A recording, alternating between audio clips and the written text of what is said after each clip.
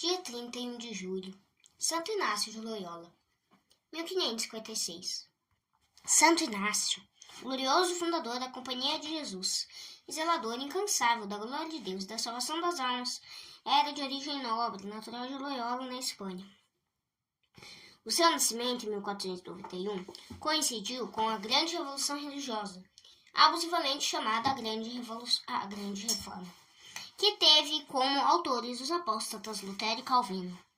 Em Santo Inácio surgiu um dos mais intemerados defensores da causa católica contra a seita protestante, apresentando-se como digno emulo de Atanásio e Cirilo, que, por sua vez, com firmeza apostólica, combateram os erros dos arianos e nestorianos.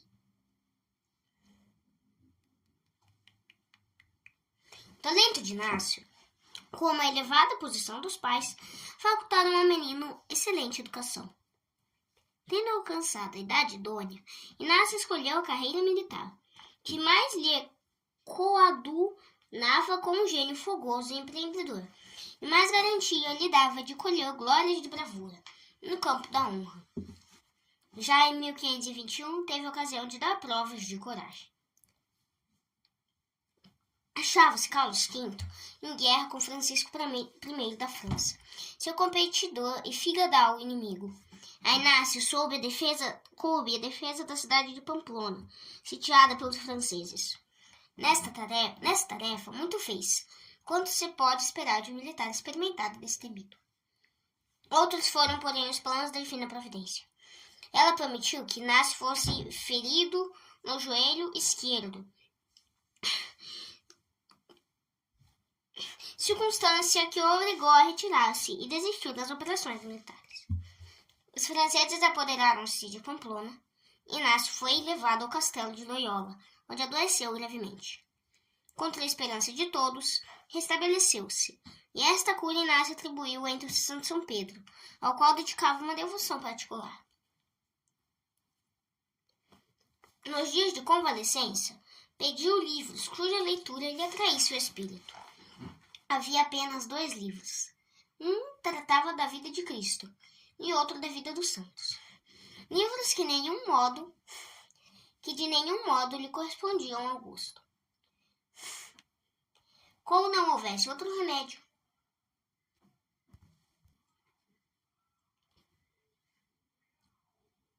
começou a lê-los, e tanto se aprofundou na leitura dos mesmos, que daí lhe resultou mudança completa no íntimo.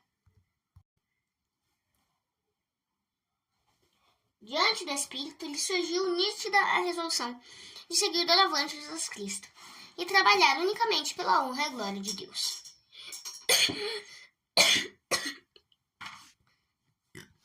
Logo que se sentiu com forças, procurou o Monte Serrat, célebre santuário de Nossa Senhora, onde recebeu com trito sacramentos da comunhão, da confissão e comunhão.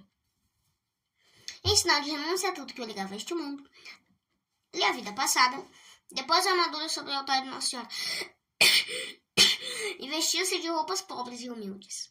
A noite toda permaneceu em oração nos degraus do altar da Santíssima Virgem. No dia seguinte, dirigiu-se à cidade de Manresa, distante 3 léguas de Montserrat. Era dia da Anunciação de Nossa Senhora. Pediu entrada no hospital, onde, com muita dedicação, prestou serviço aos pobres doentes. Percebendo que o começo atraía a atenção e a admiração de todos, retirou-se de Manresa para uma gruta situada nas adjacências da cidade, onde começou uma vida da mais austera penitência.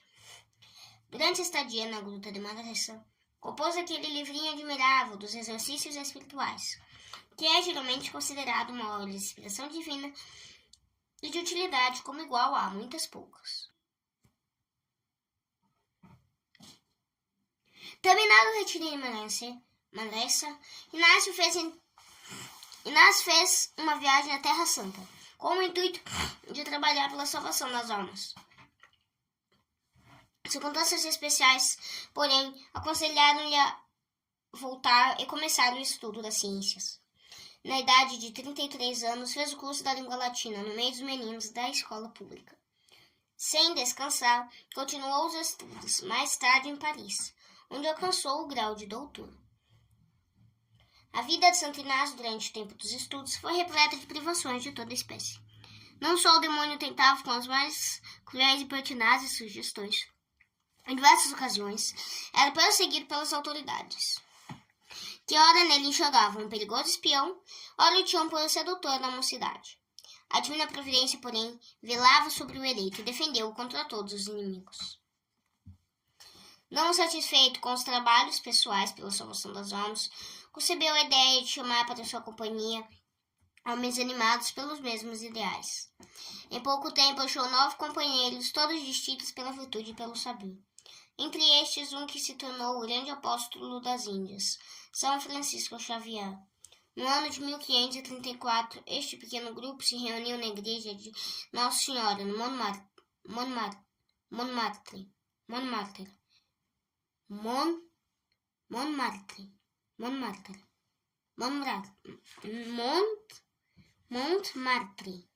em Paris. E tendo recebido a Santa Comunhão, todos se comprometeram por um voto a abandonar o mundo, ir a Jerusalém e trabalhar na conversão dos infiéis. Caso, porém, fosse impossível empreender a viagem do curso de um ano, ofereceu seus serviços ao Santo Padre. A viagem de fato se tornou realizável, por causa de uma guerra entre Turquia e Veneza. O Santo Padre recebeu com muita cordialidade os jovens professos, e tendo-se convencido de seu preparo intelectual e ascético, mandou-os a diversos lugares exercer a nobre missão.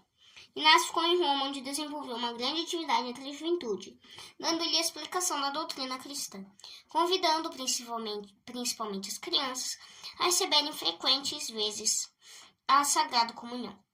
O resultado dessas pregações foi grandioso. Foi nessa época que Inácio começou a ocupar-se com a ideia de fundar uma ordem religiosa, cujo fim fosse, de todos os modos, trabalhar pela salvação das almas. Com o consentimento do Santo Padre, elaborou um regulamento, que servisse de base à nova ordem. Esta se fundou em 1540 e recebeu o nome de Companhia de Jesus. O Papa Paulo III aprovou a regra, que mais tarde teve a aprovação de outros papas do Concílio de Trento. Os membros da nova companhia elegeram Inácio primeiro superior-geral, dignidade que o santo aceitou só por obediência. Inácio fixou residência em Roma, de onde mandou seus companheiros a diversas cidades e países, depois de lhe ter dado as instruções necessárias sobre o modo de se haverem no meio do mundo. A todos recomendava a prática da abnegação pessoal, segundo o exemplo de Cristo, que diz: quem quiser seguir-me, abnegue-se a si mesmo e siga-me. A todos recomendava a prática de abnegação. A fama do espírito apostólico dos religiosos da Companhia de Jesus espalhou-se logo pelos países católicos. Reis e soberanos pediram a Santo Inácio lhes mandasse padres para dirigirem colégios e fazerem pregações. Um dos primeiros que formulou tal pedido foi o rei de Portugal, João III. Em vez de 7 religiosos que tinham pedido, Inácio enviou-lhe apenas 2, Simão Rodrigues e São Francisco Xavier, este que mais tarde se tornou o apóstolo das Índias. Enquanto os companheiros trabalhavam em Portugal e nas Índias, Inácio desenvolveu uma atividade incansável em Roma. O mundo era estreito demais para seu zelo, dizia o Papa Gregório XV. Se pudesse morrer 1000 vezes por dia, de boa vontade 1000 vezes sofreria 1000 agonias, se com isto pudesse salvar uma só alma. Estas palavras do santo caracterizam o espírito de missionário. Não havia classe ou categoria de gente a qual não se lhe entendesse a atividade e o interesse apostólico. Sendo superior-geral da companhia, não deixou de instruir as crianças nas verdades da fé. Abriu escolas de frequência gratuita para moços, onde pudessem receber instruções nas ciências e na religião. 2 orfanatos em Roma devem Santo Inácio à fundação e organização. Fundou um convento sob a invocação de Santa Catarina, com o fim de dar agasalho a moças, cuja virtude no meio dos perigos do mundo corre perigo. Um outro asilo era destinado a pessoas que, tendo abandonado uma vida de pecado, procurassem abrigo contra as tentações e fazer penitência. Só de Deus são conhecidas as conversões realizadas pelo Tomé de Santo Inácio. Só Deus fez testemunho do bem imenso que seu céu fez aos fiéis naquele tempo. O zelo estendia-se-lhe até a obra da conversão dos judeus. Esses esforços tiveram a bênção de Deus, tanto que, no decurso de um ano, administrou o santo batismo a 40 israelitas. Embora espanhol de origem, Santo Inácio mostrava grande interesse pela Alemanha, que se achava profundamente abalado pelo movimento revolucionário da famosa Reforma, movimento que atirou o pomo da discórdia àquela nação. Ele mesmo ofereceu a Deus muitas orações, penitências e santas missas, para afastar o flagelo da heresia daquele país. Fez mais. Ordenou aos sacerdotes da companhia que celebrassem uma missa em cada mês, pela conversão da Alemanha na fé católica. Com grandes dificuldades, fundou em Roma um colégio germânico, para facultar aos jovens alemães o estudo da teologia. Essa fundação inaciana existe ainda hoje. Chemnitz, um dos discípulos de Lutero, afirma que, se a Companhia de Jesus não tivesse feito outra coisa, se não fundar o colégio germânico, só por este motivo mereceria o título de destruidor da religião protestante. O interesse de nós pela salvação da religião católica na Alemanha chegou até o ponto que mandou missionários à Colônia, Mogúncia e outras cidades, com a ideia de combater a heresia, confortar os católicos na luta contra a heresia.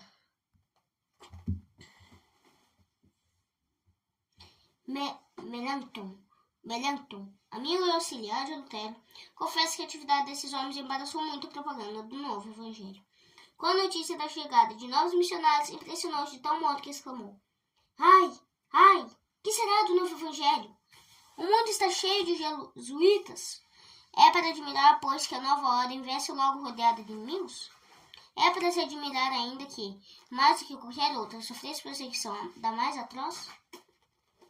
Estimadíssima na Igreja Católica a Companhia de Jesus, a ordem até hoje é a mais caluniada e odiada dos inimigos de Cristo.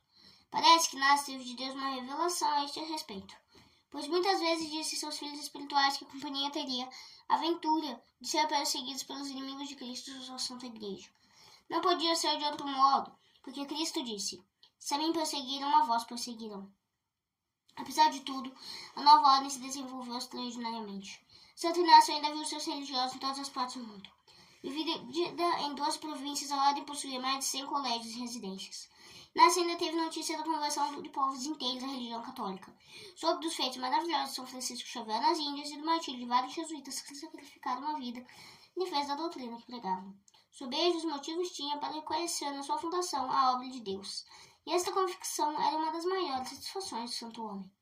Tão ardente desejo tinha de ver Deus amado e adorado por todos os homens, que frequentemente se lhe ouviam da boca as palavras: ó meu Deus, fazei que todos os homens vos conheçam e vos amem. Não obstante, crescia-lhe no coração o desejo de estar unido a Deus. Os olhos enchiam-se-lhe de lágrimas quando pensava no céu. Muitas vezes exclamava: que tédio experimento do mundo quando olho para o céu. Em orações contínuas pedia a Deus que o tirasse deste mundo. E essa oração foi ouvida. Uma febre que pelos médicos foi qualificada de nenhuma importância trouxe-lhe o cumprimento do desejo. Sentindo a chegada da morte, recebeu os santos sacramentos e pediu ao Santo Padre a bênção com uma indulgência plenária. A noite que lhe precedeu o trânsito passou em êxtase interrupta. Antes de exalar o último suspiro, levantou aos céus e pronunciou os santíssimos nomes de Jesus e Maria. Morreu aos 31 de julho de 1556, na idade de 65 anos. O Papa Gregório XV, em 1622, inscreveu no número dos santos. A Companhia de Jesus, a obra principal de Santo Inácio, ainda existe, e são incalculáveis as bênçãos que trouxe à Igreja. Reflexões. Na vida de Santo Inácio há muita coisa que nos pode servir de estímulo e edificação. Vejamos alguns pontos apenas. A Comissão de Santificação de Santo Inácio foi resultado da leitura de livros religiosos. Grande é o bem que um bom livro produz, como incalculáveis são as consequências da leitura de um livro mau. A posição de muita gente teve início com a leitura de uma obra perversa. Muitos outros se conservaram bons ou voltaram ao bom caminho devido à influência benéfica da boa leitura que fizeram. Daí tira a conclusão e formula teus propósitos. 2. Só um interesse inspirou a vida de Santo Inácio, o da glória de Deus e da salvação das almas. A este interesse sacrificou e subordinou tudo. É próprio dos santos fazer sempre e em tudo o que Deus quer, pospondo-lhes os interesses próprios. Fazer algum cuidado fazer só o indispensavelmente necessário, como algum cuidado de evitar o pecado mortal, é característico dos tíbios. É mais perfeito procurar sempre o agrado de Deus e dirigir todos os atos à glória de Deus e à salvação da alma. 3. Santo Inácio era chamado homem que está sempre em colóquio com Deus e vê o céu aberto. É claro, do que o coração está cheio, a boca transborda. Os olhos procuram o que mais lhe agrada. De que natureza são as suas conversas? Qual é o objeto do teu amor de todas as pressões? Que é a que mais se prende em teus pensamentos? 4. A Santo Inácio eram muito correntes as palavras: vence-te a ti próprio. A vida do servo de Deus, desde o tempo da confissão, foi fiel à interpretação deste lema. Vencendo-se a si, tornou-se um grande santo. Vencer-se a si próprio deve ser o programa de todos os que pretendem chegar à perfeição. O mundo é um vale de lágrimas e misérias, porque o primeiro homem não se soube vencer. O inferno está cheio de homens que lá estão porque não se souberam vencer. O céu regozija de santos, que devem a glória ao combate contínuo, que sustentam contra a natureza. Vence-te a ti próprio, e terás garantido a tua salvação. Não há outro caminho para a santidade senão da abnegação e da mortificação. Anima-te, pois, começa resolutamente. Uma única mortificação feita com decisão é mais agradável a Deus do que praticar muitas boas obras. Santo Inácio.